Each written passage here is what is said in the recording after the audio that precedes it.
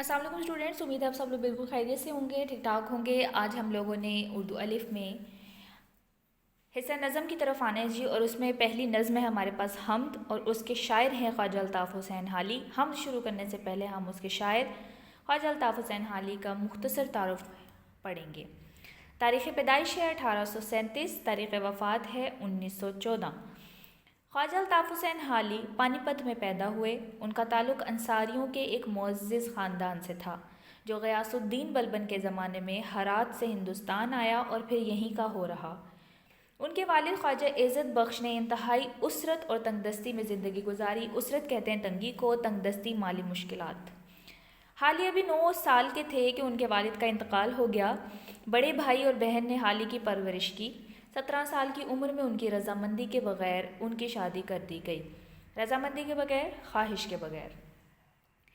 علم کے شوق میں یہ بیوی کو میکے چھوڑ کر دلی چلے گئے اور وہاں سال 1.5 معروف عالم اور واعظ مولوی نوازش علی کے مدرسے میں زیر تعلیم رہے۔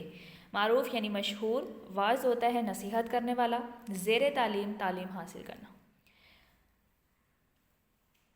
1856 میں 56 ہے جی، یہ حصار کلکٹری یعنی حصار ضلع کا نام ہے میں ملازم ہو گئے، مگر 1857 کی جنگ آزادی کے باعث انہیں واپس آنا پڑا۔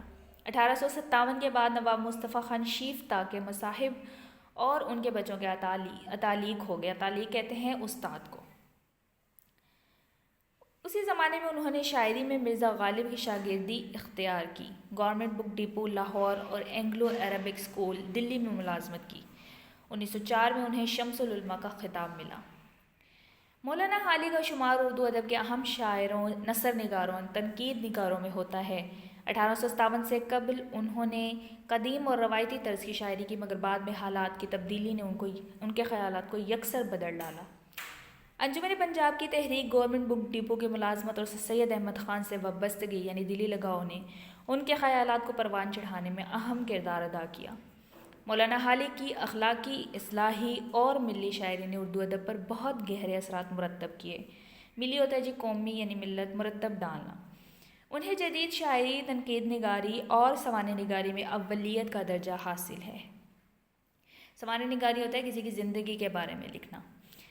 مولانا حالی نے نثر اور نظم میں کئی کتابیں یادگار چھوڑیں۔ ان کی اہم کتابوں میں دیوان حالی، مسدس حالی جسے مدرجہ اسلام بھی کہتے ہیں، مقدمہ شعر و شاعری، یادگار غالب، حیات سعدی اور حیات جاوید خصوصیت سے قابل ذکر ہیں۔ ٹھیک ہے، تو آپ نے یہ خواجہ الطاف حسین حالی کا مختصر سا تعارف ہے یہاں، اسے اچھے طریقے سے ذہن نشین کر لینا ہے۔ آج کے لیے اتنا ہی، اجازت دیجیے، اللہ حافظ۔